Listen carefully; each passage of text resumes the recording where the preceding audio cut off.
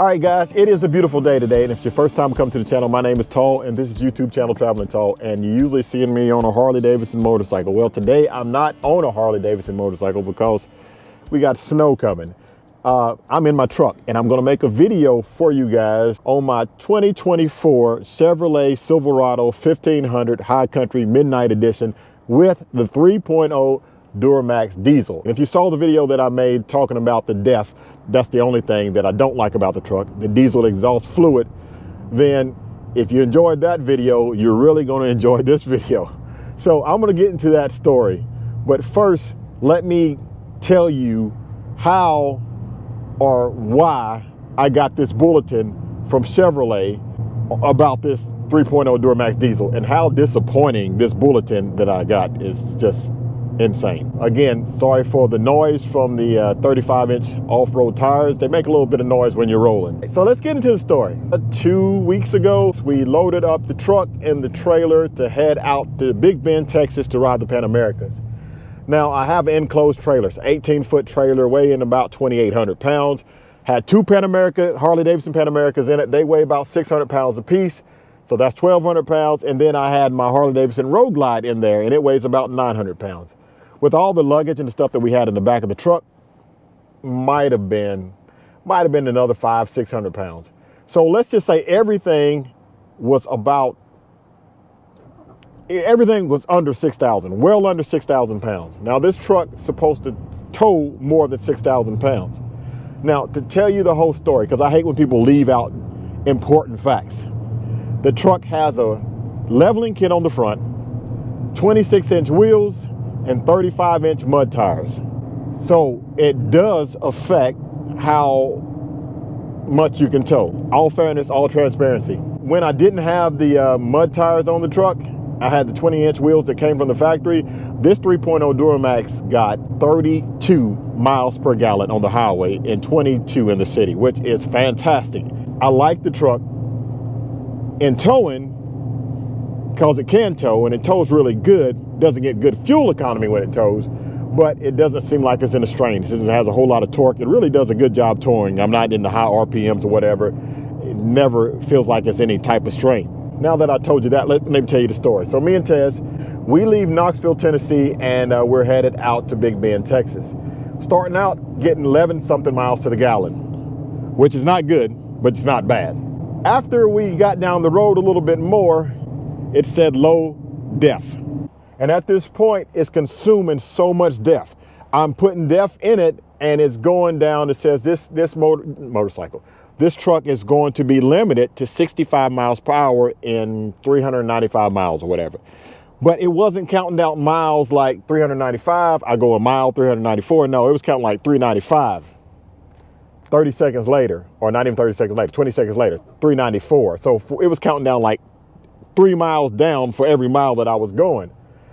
Now, in the past, I had a Duramax 3.0 in my other Silverado. It was a LTZ. When I bought the truck, taking it off the lot, it got into limp mode, driving it home. So there it is. It says service DEF, see owner's manual, check engine soon light on, diesel exhaust fluid light on. Truck now has 55 miles on it. I picked it up and it had 22 miles on it. So yeah, that's not good. And it's also showing this message right here, 72 miles until 65 miles per hour speed, max speed. Yeah. I bought the truck out of town. I was like 300 miles away from town. I drove the truck the last 50 miles in limp mode to get home.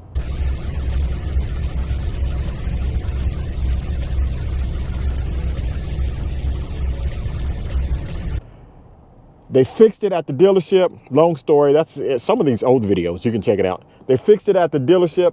I like the truck, but I never trusted it after it did that. And that's probably one of the reasons why I'm kind of anxious. I can't think of the word what I'm trying to say, where I'm worried. I don't know what the word, you know what I'm trying to say. Because that happened to me in the past, and I'm traveling with this truck. So now I'm in this truck, and we're way out in the middle of Texas. We're about 200 miles past Dallas. I think we was in Midland, Texas. We stopped at this little Chevrolet dealership. The worst I seen, and one time it was getting 7.6 miles to the gallon. And we were getting gas like every 140 miles or something like that. And we had 1,400 miles one way to go. And some of the fuel stations are not that close when you're out there, right? So it was getting a little bit tense. I pull into the dealership. I go in to talk to them. He says, let's go outside and look at your truck. And I tell him, said, man, this thing is just drinking deaf. I don't know what's wrong with it. And he plugs in the thing and he comes back. He says, man, unfortunately, there's nothing we can do. I've seen this several times on the 3.0 when they're towing heavy. I said, I mean, I got 6,000 pounds on it. I don't know if you would call that heavy, but yeah, 6,000 pounds. He's like, well, you know, unfortunately, there's nothing you can do, but there is a bulletin that I have that I can give you, and I'll save you the time of reading it. He said, basically, all it says is ignore it. I'm, at this time, 1,200 miles away from home. I'm consuming so much fuel, drinking so much death, and Chevrolet's response to my problem, to a high country truck, the top of the line truck, is to ignore the orange warning light on my dash, just to ignore it. I'm gonna read to you what it says in just a second as I pull over at the parking lot. All right, so here's the paperwork, what the guy printed out that Chevrolet says to do.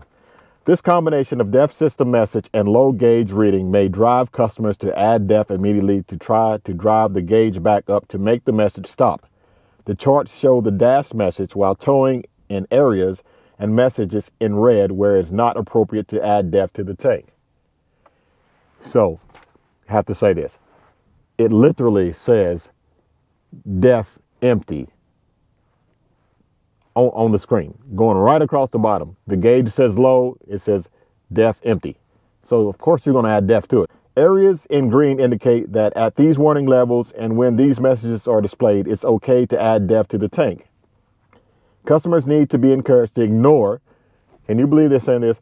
Let me read this again. Customers need to be encouraged to ignore the gauge under these conditions until the warning strategy indicates a specific speed limitation will be reached, 65 miles per hour.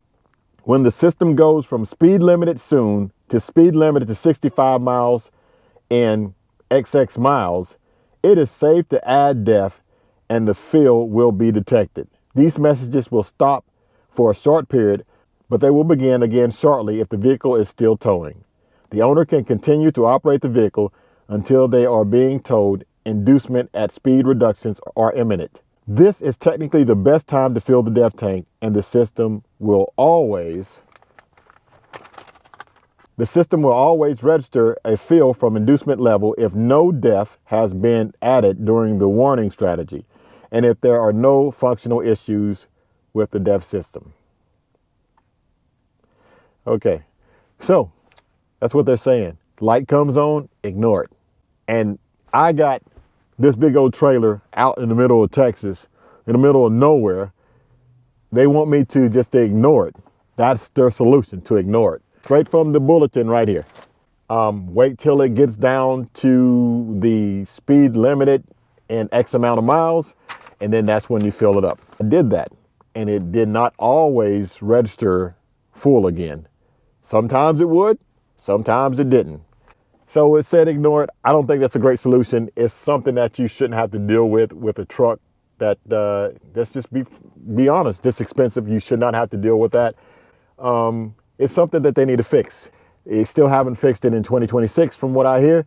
And I think that's something that Chevrolet need to look into, because no one wants to deal with that. But on another note, if you're not towing, you probably won't go through a tank of DEF until about every time you change the oil. You don't use it. It's just that rare to even fill it up. Just when you're towing, it really drinks the stuff. I appreciate you listening to my story. Hopefully General Motors, Chevrolet, GMC to do something about the DEF gauge, because you got a really nice truck. But that DEF situation, it makes it just, it's the worst part of this truck. It's like a dog that you absolutely love, but that dog likes to drag your shoes out and chew them up. I mean, you love the dog, but you hate some of the stuff he does. And that's what it feels like owning this truck.